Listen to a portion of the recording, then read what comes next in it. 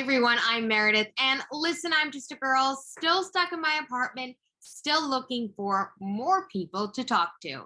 Now, for a lot of people, the pandemic has given way to pivoting in their jobs. But Broadway performer and real estate broker Brian Letendre says you can also find your parallel career. Now, before we get into all of that, don't forget to like and subscribe to the Let's Talk About It YouTube channel. I don't want you missing when new episodes come out. And make sure when you do, hit that little notification bell right there so you never miss an episode. Go ahead, hit that little notification bell right there. Did you do it? Great, great. Brian, thanks so much for being here. Let's talk about it. Thank you so much for having me. It was a pleasure. So we've been talking a lot on this show. A lot of people across career fields for the last year have been considering making even a pivot in their careers because of the strains the pandemic has placed on working, whether, you're very familiar with the Broadway world or people across different industries, they're finding new pivots. But something that you have learned a long time ago and is probably just becoming more and more relevant now is finding your parallel career. For people that haven't heard of that concept, can you define that for us? Sure. So I found my parallel career by accident, but what a parallel career is to me is two careers that actually operate side by side. So you're not falling back on something, you're not transitioning. Those are all valid. Those are all things that somebody can do throughout their life. As we know, life happens and things change. But what this is for me is it's two like symbiotic careers that actually enhance each other, right? Like, so what my parallel career is, I'm a real estate broker. So being a real estate broker has afforded me the luxuries to help my artistic career, right? And then being an artist innately with certain soft skills and hard skills that have been drilled into me along the way have, I believe, made me a better real estate broker. So I sell more. I want to go back to how you found your parallel career, but so your parallel careers are you're a performer, you're an artist, and you're a real estate broker. Does being a real estate broker make you a better performer? Yeah, well, in the way that, so let me put it to you this way. So there's a lot of people I know that are in the industry. So when I went to school, one thing that they taught me was that the second you stop studying, whatever it is that you do, you start to fail, right? Or they were very dramatic. They'd be like, you start to die, right? But like, basically other people are not stopping. So the muscles are fresher. They're more engaged. It's a different way. You audition differently, right? So what it has afforded me is the luxury to not necessarily worry about the funds to keep studying, because the other thing is that artists it's not the highest paying job. So yeah, sure, people want to say take a voice lesson once a week, get another coaching once a week, make sure you're in dance class 4 times a week, sign up for acting classes, and it costs money, right? So it's made me a better performer. Well, I'll say in that I've been able to continue studying with some of the best people in New York, right? But also being a real estate broker is you're kind of on the spot a lot. I'd say my improv game has certainly stepped up. But what another thing it has helped in that business is that my sense of business has completely changed. Okay, and let's hold on that and get to that in a second. But take me back. When and how did you find your parallel career? Because this is not a pandemic situation for you. No, and it's not something that I've sort of extended it on. Well, I've become very impassioned about it during the pandemic because I see my theater family struggling, not paying rent, lost sense of purpose, like all of that is there. So I've been on fire about it, but I've always sort of presented it. It happened to me by accident. There's an amazing woman who is also from Broadway who told me that I should get my license, and I was resistant to it because I had fears, right, about starting a parallel career. And I reluctantly got my license and then was good at it. But wasn't ready to stop. I hadn't hung my shoes up, so to speak. There was no part of me that was ever going to stop performing. I normally say, like, I'm an artist. I was born an artist. I'm put on this planet to be an artist. It's not all that I am, but it's why I'm here, right? So it sort of happened by accident, right? So if I was performing, I sort of stepped back a little bit on real estate, or I referred some business out and still got paid. Mhm. Or I had a group of other artists that we kind of like bounced things back and forth to. And then there's times, let's face it, when you can't get arrested, you know, audition, cut, audition, cut, audition, cut. And it's just, rather than putting on my cater waiter blacks, like I put on a button down and I sold people apartments. Mhm. And it's just, I never had to go to bed at 5 in the morning and, you know, sing an audition at 9:30, right? I didn't have angry people spilling things on me in a restaurant, speaking to me as if I didn't actually have a brain. You know, all of the things, there's nothing wrong with any, and real estate is a service industry. There is nothing wrong with any service industry. I had just spent my time doing that. Right. And it was time for this. Mhm. Absolutely. Now, you mentioned like having to overcome fears in finding your parallel career. And something that I think about often for artists is the saying, as you mentioned, your teachers bringing up, like, if you stop studying, you die. Well, isn't there also the advice, if you will, that especially for performers, like if you can do anything else, go do it. Because, Yeah. you know, relying on a career as a performer. So when someone poses to you, well, here's a something else, how do you overcome this stigma? Well, if I go do that, the performing career is going to just, you know, it's going to eventually, or it's sooner than later, die. Right. It's one of those things. Oh God, how self-important we all are. You know, like I have heard that if you can do anything else, go do it, you know, because the theater world is so hard. And like, and that, you know what, I've probably said it at times, you know. I've also heard that if you have anything that you can fall back on, you're going to fall back on it. So make sure you don't. Some of the dumbest things I've ever heard in my entire life, you know, and as a 41-year-old man that's had a very successful and blessed theater career, still dumb, right? Because it's not instead of, it's in addition to, right? And Because is like anybody genuine? outlet, you have to change the thought process. It's your perspective. It's the Right. way that you present it to yourself. So my fears were, my biggest one, right, was people are going to think I couldn't make it. Well, I guess I'd kind of made it. So not that, but people couldn't hack it anymore. Let's go there, right?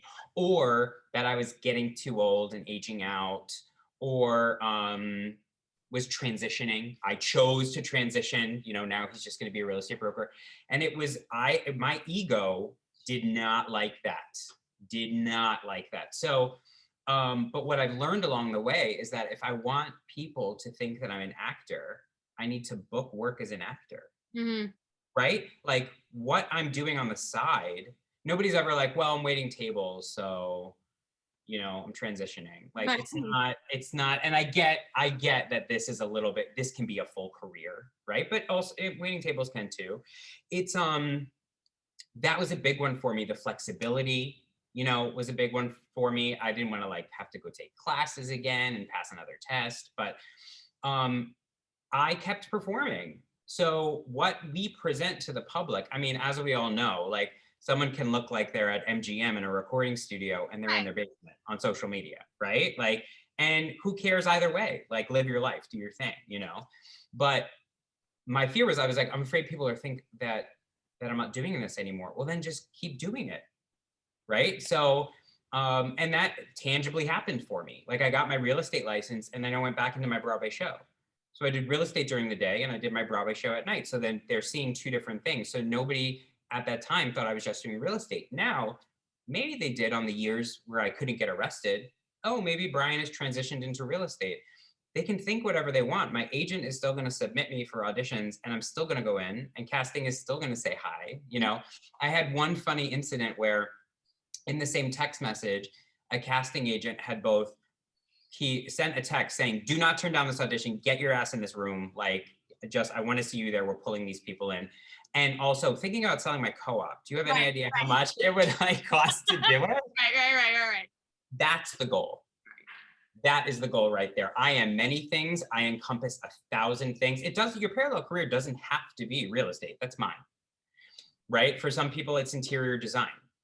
For some people, a woman that I worked with in a Broadway show runs a nannying business. Like there's so many different things. And to be honest, like it's not my creation either. Like I accidentally did it and I am very publicly extending it to people. But if I think back to my early 20s, the people that I was in shows with that were older than me and seasoned then, they had other things going too. I just didn't know about them. Right. Like, let's talk soft skills. Like we take direction really well. We can turn on a dime. We can memorize things off the top of our hat. You know what I mean? Like we are compassionate. We are empathetic. We listen, right? What's the first thing an acting teacher will ever tell you? Listen, right? It's ingrained in us. We don't even have to think about it. Yeah. It becomes who we are as people. So folding that in, I call them my babies. Like I bring in my theater babies, right, into this business. And I teach them how to do real estate, but that isn't necessarily what's going to make them so successful. Like I can teach anybody how to do a board package, but that's not going to help them sell who they are as a person. And I've just found that artists just line in because the clients that we're with, they feel heard, they feel understood, right? If things have to change, we change. If they're telling us something to do, we follow up and get it done. It's how we're built. Absolutely. For people that are looking to start a parallel path, if you will, Right. I would imagine something they may be fearful of or trepidatious about is, being able to balance both. It's hard enough to do one career right now. How do you start doing a second and doing it during these crazy times? What's your advice on that? So, well, doing it now is probably the best thing you could possibly do, because I always joke with actors a lot, right? Because again, like we can be very like self-important sometimes. Like, so I say, don't book your shows before you're booking your shows, right? Because everyone right now has this blanket statement that's like, Broadway is reopening. Sorry, I'm bigging. Broadway is reopening soon. And I'm like, oh, what show were you in? Right. And they're like, nope, wasn't in a show. And I was like, all right, so you have to audition, book the show. Like there's many steps. Another thing I get is, well, what happens if I like have to go out of town and I leave town for 3 months? And then I'm like, what are you doing? Oh no, I'm not doing it yet. Okay, so book that when you book it and we'll handle that then, right? So, and for me, the way that it worked for me is I handle the ball that is flying at my face first, right? Protect the nose. And then handle the rest of them as they go too. Because if I let the fear of not being able to manage to get in my way, I've just stopped myself. Mm-hmm. I've just completely cut off any potential I might have, any second source of income. I joke with everyone, I keep talking about my Hampton house. Because when people come in, I'm like, what's your why? Your why can be voice lessons. It can be living on your own, not sharing an apartment, right? And I joke about a Hampton house, right? So I'm not letting fear cut off my goal of a Hampton house because I'm better than that. I can be, and to be quite honest with you, not by accident, but just who knows, by the universe, I have never been in a situation where I have not been able to handle both of them. Okay. All right. And I don't say never often, and let me be clear that might mean sometimes that, oh, I'm doing a show here and I have all of this business coming in. So in the beginning, I'm like, oh God, that's really overwhelming. So I reach out to the resources that I have at my firm to make sure that business gets taken care of and that I still get paid money for it. Right. And in doing that, sometimes in sending 2 emails, I'm like, oh, I just did 2 jobs. Right. Absolutely. Now, talk to me about this like last year and how we are also with where we're going with the theater shutdown and hopefully in the months to come reopening. Having parallel careers this year must have been very different for you and anyone that's a part of the arts industry, specifically the theater one. How did you reckon this time? So I think, to start with, I started to acknowledge how lucky I am that, I never claim I found a parallel career. I say it found me. Mm-hmm. Like I wished I had the mad genius tip, but like it found me. Mm-hmm. but how lucky and like blessed I was that I had this, because you know, friends, Tony nominees Yeah. that are like, I'm going out of my mind. I don't know what to do because what I do, I can't do. And I've been locked in my apartment in New York City, you know, it's real. It's a real tangible grief and depression and loss of purpose. And I just kept going. Do you know what I mean? Because people are like, "Oh, the real estate market is crashing," and I'm like, "No, it's not. Like, it's the real estate market is always doing something. It just changes who's going to benefit from it, right? Mhm. You know, it's either buyers are going to benefit from it or the sellers are going to benefit from it. You know, people said, you know, everyone's moving out of the city, and I was like, sure. In the beginning, everyone was moving out of the city, but then everyone that lived in the city was like, I'm going to upgrade Yeah. because I can get more bang for my buck right now. So people were still moving. So I didn't slow down at all.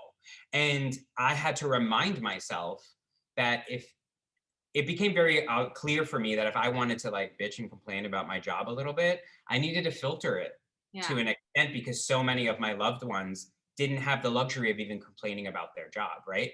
So that is where this fire kind of came over me, seeing friends and family suffer, talented, amazing, gorgeous people suffer because things are just closed, right? And they didn't have an alternative at that time. Some were trying to teach, some were on Zoom, but like not the same thing. Right. So where I started to sort of pitch this is like, get your feet wet in this now. Like you're not booked. You're not busy. You got nothing else you're doing right now, right? Like go to school, come in, learn this, trip and fall and get up and we'll help you and move on so that when things start to reopen again, you have this knowledge. Mhm. You don't have to learn it like I did while being in a Broadway show. Right. Right. You're Right. learning it on a Broadway break so that you're trained up by the time you have to go back in, again, helping you manage your time. Knowing though that Broadway will come back, um, you know, and you are so self-reliant with the real estate career, parallel career as well. But for you, you know, did you have moments where you thought like, I gotta sing, I gotta dance, I gotta do something? I'm so busy with real estate, and that's gotta have had to have been wonderful over the last year to have Yeah. that and continue to have that. But you had to have also missed the performing aspect of things too. That answer is yes, 100%, Were you right? singing pitches? Because yeah, I should have been, you know. It's no, it's you know, I would call up my teacher and I would say, "Hey, I need a lesson." My last lesson with my teacher, I shouldn't have even said. The first thing she said is, "How much have you been singing?" And I was like, So I shouldn't have said that because then of course we went back to breathing and basics, but like, and all I just wanted to do is sing. But yeah, exactly. Um, but of course I miss it. And like to be clear, so like before the pandemic hit, I was in final callbacks for 2 different Broadway shows. So things were happening there. And I also was starting to plan a concert that I was gonna do at who knows where. Joe's Pub, 54 Below, I don't like name, insert whatever venue, right? It's something that I maybe had done in my 20s with some friends, but I'd never done by myself. And transitioning from Broadway to sort of a concert cabaret world is a little nerve-wracking. But I also should say that I was planning on doing that with the resources that I had from real estate, right? So it's always been a part of my life. Like even if I've not been on Broadway for a while, I'm always singing somewhere or I'm recording somewhere or I'm dancing. Like I danced classically like a spring ago. It's always folding its way into my life somehow. And I think my boyfriend will confirm with you that you're just dealing with a better person when I am actually doing what it is that I'm supposed to be doing. I think that's true for all of us. Mhm. So how did you find that the how did you feel that in the last year when nobody Oh, for me. So, I mean, it was as opportunity came. Like, it's not, I didn't have the opportunity. I mean, I recorded a couple of songs for someone who wanted to get some stuff down. It's getting into a practice room sometimes. Actually, I highly advise this if there's like artists that are watching this right now, they're like, I'm going to go nuts. Just getting in a practice room by myself to practice and then go through some stuff. For me, it's Zooming voice lessons with my teacher because that actually really makes me feel engaged and like I'm accomplishing something. Um, I haven't been so good about Zoom dance classes. I started them in the beginning, but then like space and slippery floors, and I don't know. I just got so, and you know, and I'm a runner. So I've been running whenever I've got sort of that, because I feel like pent up creativity is not benign, it's malignant.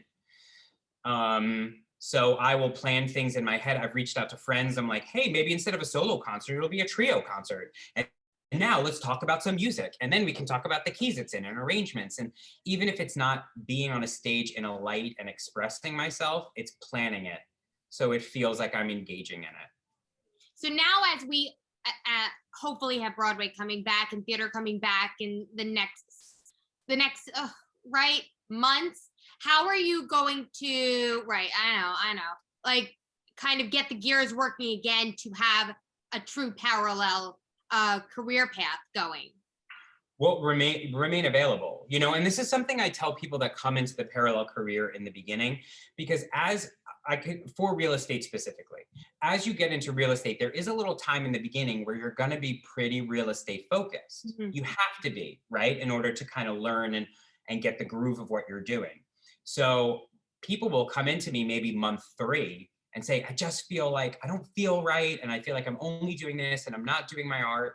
And so then I create a schedule with them of how to fold their art back in so that they're not only doing one thing, right? So you, in a parallel career, I think it's important to note, you have to actively be doing both things, right? Yes, there is a part of me that's like, just do what the universe is throwing at you sometimes, but also like unused creativity is malignant, right? So we have to make sure that we're engaged there. So for me, and I've already started to do this because my agents are sending me self-tapes, right? That's a big thing that's happening right now, which for 41 years old over here is not my favorite because of the light and the camera and the, yes, exactly.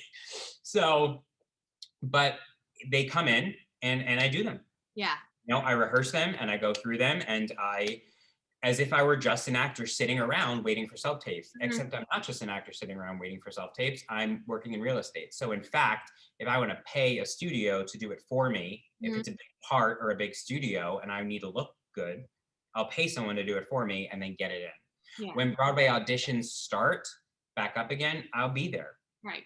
You know, waving at them. Yeah, I've got a side hustle, but like I'm still going to be there. So I'm just more selective, I think, about the auditions I'll be at, because it is also important to mention that I'm not 21, I'm 41, right? So like if Newsies comes back to Broadway, I'm not in it. Do you know what I mean? Like it's not gonna, so like, thank you and no. But I have the luxury also of waiting for the next thing to happen. In the theater world, we transition between types as we age and grow and blossom all the time. And you have the ability to actually like relish in that and enjoy that and not be there. What I think is so smart and so many more people should figure out is the way not to be desperate. Right. Yes, exactly. And it's, you know, you see people when you zoom out on very famous or popular careers, you see hiccups of time in those careers where they weren't performing or they weren't there or they weren't doing something. Somebody's going from ingenue to mother, you know, or somebody's going from chorus boy to song and dance man, or someone's going from juvenile to leading man. Like, and there's just pockets, unless you're Joel Grey, right? Like he probably never stopped, but that's Joel Grey, right? So you see those things and you're like, oh, well, what they did was awesome because they stopped performing. They stopped dancing so much, took a ton of voice lessons, took acting classes, completely reinvented themselves and went back and were amazing. But you only can do those things if you're independently wealthy, you married well, or you have a parallel career, right? And my story is I have a parallel career. We can all find that one. The other two, we don't know, but we can all find that one. Brian, thank you so much for these tips. I think this is going to help a lot of people as hopefully we are moving out of the pandemic. We are moving back toward Broadway and we can still move wherever we want for that parallel path that so many of us can be on. Perfect. I probably should mention, if I'm allowed, that I do host a workshop once a month. That's called the Parallel Career. The link is in my bio on my Instagram.